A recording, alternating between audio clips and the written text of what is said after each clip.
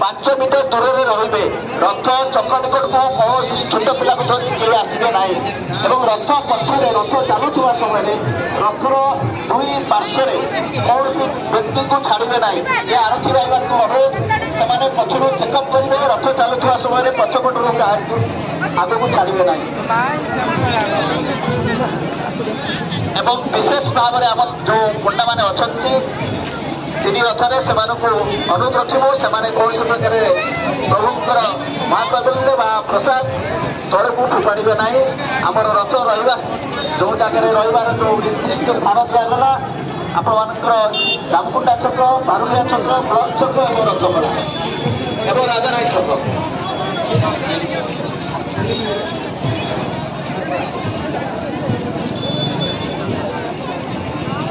এবং বিশেষ সূচনা আমার যে এখানকার যে পরম্পরা সুভদ্রা রথକୁ আমার মা ভৌণী মানে রথ গড়া কার্যে সাহায্য করে।